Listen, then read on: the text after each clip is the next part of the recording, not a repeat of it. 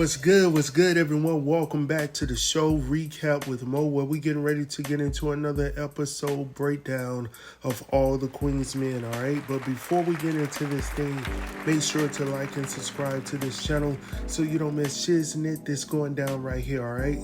So, the episode we're getting ready to discuss today is episode number 3 of season 3, titled No Way Out. Sort of like the Diddy record back in the day, back in the 90s. That shit was banging, alright?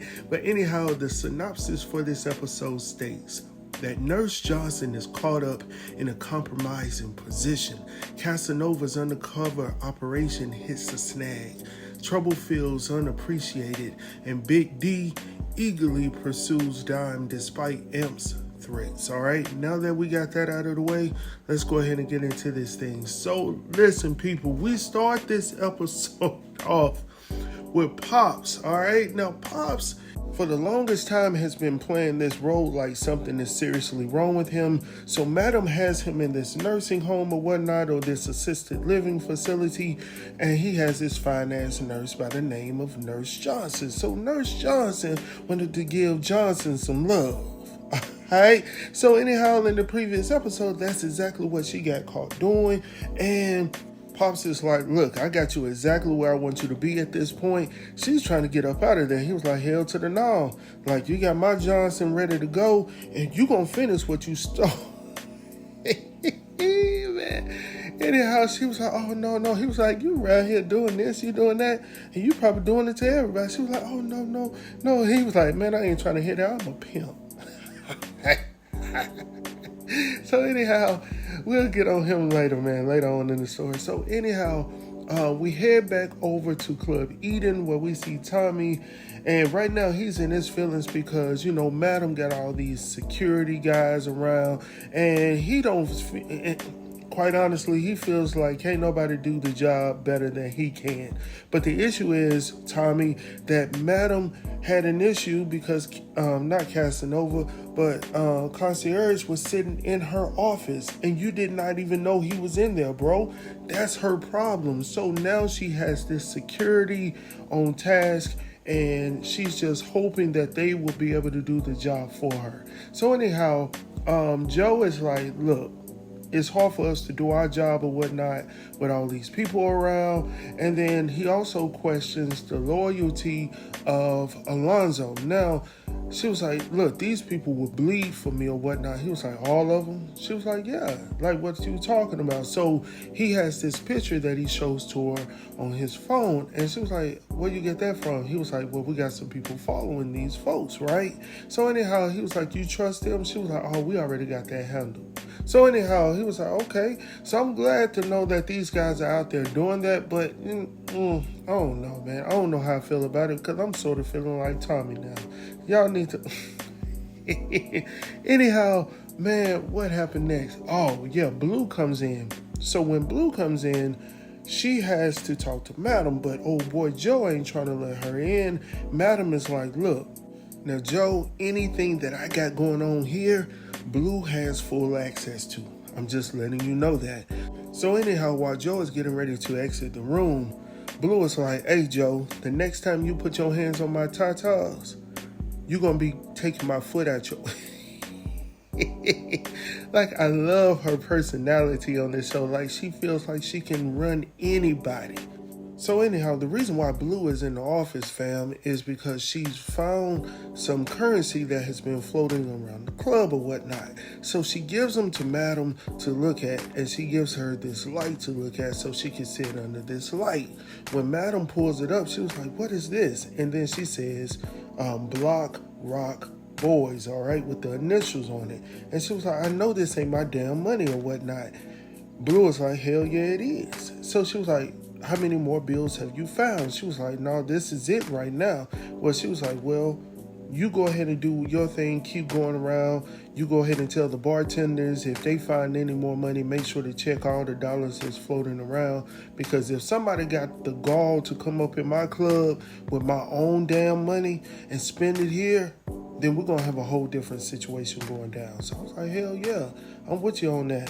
So anyhow, going on from there, we see Casanova, who's hiding out in the back of Davis's car at this point.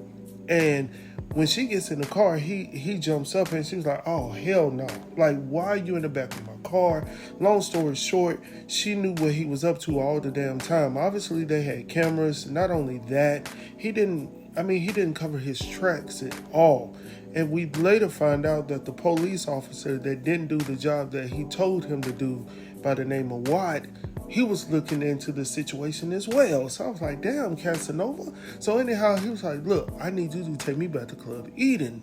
Davis is like, hell no, I'm not taking you back over there. As a matter of fact, I'm taking your ass downtown, and I'm actually taking you off this case because you have been compromised or whatnot. He was like, what are you talking about? No, I have not. She was like, what does she have on you, bro? Like, Davis is getting sick and tired and sick of all of these folks turning on her. Like, she can't win when it comes to Madam, because Madam got her hands in everybody's business, in everybody's pocket. And unfortunately for Davis, either she gonna lay down or she gonna get down. So anyhow, we head back over to Club Eden, where we see Trouble is causing trouble as usual. And with that being said, she's coming off into the guy's dressing room. Now, you already know how the fellas feel about Trouble or any individual coming into their dressing room, because they feel like they are the flyest on the planet and can't nobody else come in there till you earn that right. All right. So anyhow, she was like, look, what y'all doing? I'm trying to get off in here. They was like, get your ass up out of here. She was like, look, y'all would be in trouble if it wasn't for Trouble. And she's absolutely right. And the only one that can really say something about that is Midnight. And we'll get to him later. But yeah, so she leaves because they kick her ass out. And so from there, when she leaves, Doc turns to Alonzo and he was like, you good? Alonzo's like, what the hell you think? So he's in his feelings still because they were about to kill his ass in, damn, I shouldn't say that, right? They were about to unalive him in the jailhouse. So Doc is like, look, bro, if there was something that was going down with you, I will make sure that I will protect you. And of course, you know, Babyface is in the background adding his 2 cents like, look, bro, we thought you were the enemy. We were just doing our jobs, you know what I'm saying? So anyhow, Alonzo gets pissed off. He walks up out of the building, all right? He goes to the outside. So while he's outside, Doc turns around and he tells Midnight and Elk what putting down. He was like, hey, man, this called the cops. They was like, the cops? Like that was a dirty word. And he was like, oh, no, bro, that dude ain't good for business. So anyhow, Doc goes on to tell them everything that went down, how he called the police, had to go downtown. So they thought he was snitching on everything that was going down at the club and everything in between, because you know it's just not a club, people. So anyhow, going on from there, Amp is like, look, I'm about to head outside. I don't want nothing to do with all of this. So the fellas feel some type of way about Amp as well, because Amp didn't actually work his way up the ladder. He just showed up on the ladder one day because of his relationship to Madam, all right? So anyhow, they feel some type of way about him, but they was like, man, this here is getting out of hand, and whoop, all right? So going on from there, Midnight then turns around and tells Babyface and what's his name, Doc, about the situation that went down at the club. And he says, hey, this here Amp got a body on him. And they was like, hold on, what you talking about, bro? He was like, hey, he was getting in. He was getting some loving with a chick over here in the shower. He banged her head on one of the hooks in the shower. Blood everywhere, bro. They was like, hell nah. And he was like, look, it went down bad. We got the body up out. Whoop, whoop, whoop. The cops stopped us. And the next thing we know, there was this car that was, you know, driving by and it sideswiped one of the cars or whatnot. And guess who that was? It was like, who? And he was like, Trouble. It was like, Trouble? He was like, yeah, Trouble was the one that saved my life. So they was like, oh, hell no. And he was like, yeah, that's who did it. And they was like, man, she gonna be Trouble for real now, because, I mean, she feels like we owe her, essentially, and you do. I mean, at least Midnight does. Now, I can't say that for Babyface or Doc, but at the same time, I'm interested in what is going to transpire as we go down throughout these episodes because of what Trouble has done, all right, for these people at this club. So anyhow, Now, let me go ahead and say this. I'm going to skip around a little bit because some pieces I felt like there was no need for me to really talk about. But let's go ahead and get into this situation with Amp and Alonzo, who happened to be outside there having this whole little conversation. Alonzo shares with Amp that he got to get away from here. Like, he got to get away from Madam. And Amp is like, look, bro, I need you to understand something very quickly. My aunt is concerned, or not concerned, but her main thing is loyalty. Even if she doesn't give it to you, that's what she wants from you. All right. And I was like, hell no. Like, if you ain't going to give it to me, then I'm definitely not going to give it to you. At least in my head, in my rationale. What the hell am I thinking? Right. So anyhow, he was like, man, what the hell you mean? Like, I'm trying to get up out of here. Like, I didn't know all of this shit was going down here. And my thing for Alonzo is this. Like, how in the hell did you not see any of this going down at the club? Like, did you honestly believe that you were just coming in here to dance and you don't see all the drugs and all the stuff that's going under the table at this facility? Like, you have to be oblivious to everything if you're telling me that this is your truth. Like, for real, Alonzo, I'm looking at you sideways, brother. But anyhow, Amp is like, look, you can do what you want to do, but my aunt is going to find you because, look, you know too much at this point. So, bottom line is, Alonzo wanted him to know, hey, I did not kill old girl. Amp is like, who in the hell are you talking about? He was like, my girl Sandra, like one of my exes. Her dad is looking for her, whoop, whoop, whoop. I didn't have nothing to do with it. Of course, I had to go down there. What else was I supposed to do? I had to call the police. And I mean, truthfully, if we were to think about it in the perspective of Alonzo, it would make sense. It makes logical sense. If you find that, somebody's unalived around you, just call the police. That's typically what people do. Unless you work for Madam. And unfortunately, that's where you work. So you probably need to call Madam first, and then we can figure the rest out. So anyhow, moving on from there, we head back inside of the club now, and we see Blue and Madam standing in the middle of the club. Madam's counting it up. And here, once again, we see Trouble causing trouble as she's walking up. She was like, hey, Madam. Blue was like, look, she ain't trying to talk to you right now. She don't feel like talking. So anyhow, Trouble obviously didn't hear Blue what she was trying to convey to her because she goes on talking anyhow, trying to get her point across. And she essentially says to Madam that, hey, I'm in here proving myself to y'all, all the shit I've done, I've done for y'all. And then you hear this little voice on the side that says, girl, you ain't done shit. I was like, oh, hell no. So then Trouble gets up in her feelings. And of course, Madam has to step in to let her know what you have yet to do and why you're not moving up this ladder so very quickly like you think you should be. So yeah, Madam has to approach the situation another way to get this girl to understand. So she tells her that the reason why you're not moving up is because when you're on this stage, it's all about you. Unfortunately, it's supposed to be about the girls. And once you make it about the ladies in this facility and not just about your damn self, then you will be able to put some for real money in your pocket and move up the ladder, because Trouble is feeling some type of way about D, and here's a little main stage spotlight that he's getting, and we'll talk about that later. But right now we're talking about Trouble.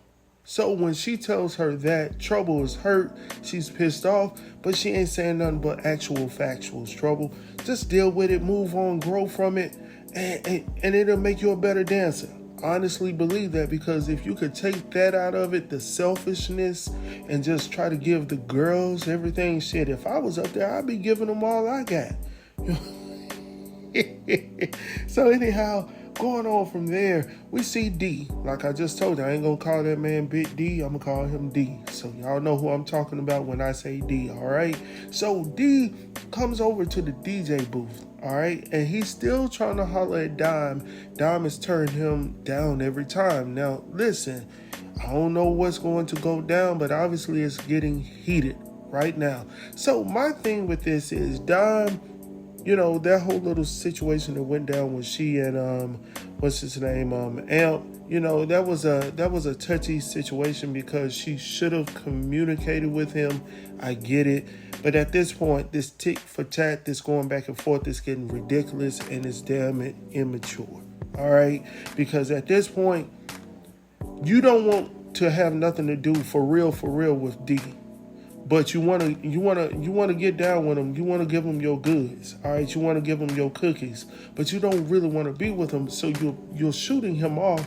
But when Amp shows up, you're telling Amp that D is right where you want him to be, up in the DJ booth. Now you were just telling his ass 2 seconds to go get the hell on. Now all of a sudden Amp shows up. Now you're talking about he's right where he needs to be. See, you're throwing mixed messages to this young cat, all right? Listen, ladies, if you're going to do that back and forth, you might as well give him the cookies, because he ain't going to get it. And you got some out here right now, they ain't trying to hear what you're saying anyhow. They still going to pursue. You see what I'm saying? So anyhow, right now, she's making it worse for herself. So anyhow, Amp and old boy D get into this whole little confrontation. Nothing goes down. Nobody's swinging or anything. Amp is like, I'm feeling good right now because he's high as shit. So anyhow, going on from there, Madam shows up. She was like, hold on, what the hell is going on? And they was like, oh no, we're good. So anyhow, she tells them, let's get back out there and make my money. Essentially, like, she's Goldie from the Mac. If y'all have yet to see that movie, please do so. It is a classic, man. I might do that for one of my I'm gonna keep my lips closed right now, but anyhow, going on from there, we see Blue, who comes up after Madam steps off the booth, and she was like, what's going on? Like, what's all the confrontation about? So Don tells her that, she was attempting to, give D the attention and give him some loving in order to get back at old boy Amp. Blue tells her the facts, though. She was like, look, don't put this on Amp. You just want to go ahead and give old boy some loving. Don't sit up here and try to blame somebody else for what you want to get down, what you really want to do. That's pretty much what she was telling old girl. And she was like, darn, I hate the truth. But it is what it is. So anyhow, going on from there, Trouble's pissed off. She's walking in there with the assistant dancers or whatnot. And she was like, look, I'm tired of being off in this shit with y'all. Like, I want to move up. And they was like, look, calm down. Now, Ray Sean, poor Ray Sean, I don't know what he got going on. He's just as lost, y'all. I don't know, man. So anyhow, Blue receives a phone call. So when she picks up the phone, she was like, well, who is this? He was like, look, this is the man that's going to finish the job. So essentially, this is Concierge's brother, all right? Now this is where the plot thickens, though. So Concierge's brother is married, or was married, I should say, to the woman that Blue was messing around with until she was unalived by Blue. So he was talking about, look, I'm going to finish the job. She was like, well, you know where I am. Like, see, I don't know what it is about these ladies on these shows that I'm recapping. Like, we got Fatima over here telling people, you know where I be. Come on down here and see. And then you got old girl right here talking about, you know where I am and you know where I'm going to be. Come on to the parking lot, all right? So anyhow, going on from there, let's keep that in mind. So she tells him where she going to be at and where she going to be waiting. So anyhow, we head back over to the precinct where we see Davis is now grilling Casanova, and all she really wants him to do is just be honest and tell what he did and why he did it. Anyhow, he ain't trying to admit to it while he's still in the midst of trying to, plead his case with Davis or whatnot. Officer Watt comes in and he was like, look, why you do it for? Like, he's straight to the point. Look, we're going to go ahead and book you for what you did. Like, go ahead and lock his ass up. Like, I ain't trying to sit here and listen to you unless you about to give me some information. Casanova's like, look, man, I'm being honest with you. Like, I'm the only way y'all got in here. Watt is like, shit, you ain't gave us nothing. Like, what are you talking about? Like, right now, we sit here with no case, no nothing, because you haven't given us anything from the club. All right? So anyhow, his case is weak right now. I mean, it's fading. It's fading, Casanova. I don't know what else to say, bro. So anyhow, going on from there, we see Madam, Blue, and Tommy coming back into the office. Tommy is still feeling some type of way about this whole situation. Madam asked about, the whereabouts of Casanova. Tommy, as well as Blue, is like, look, we don't know where he is right now.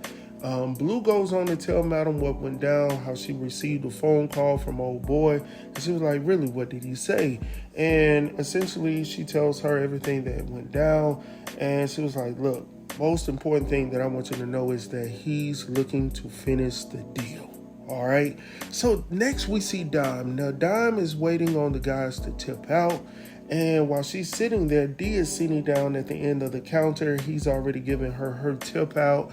And from there, she goes down there and talks to him a little bit. She's still not trying to give him the time of day, but obviously she's feeling D a little bit. All right. But she knows that he's no good as well because he's getting down with everybody in between, all right? So, long story short, after begging and pleading, she finally gives in to allow him to walk her to her car or whatnot. I still don't feel like that's a good move.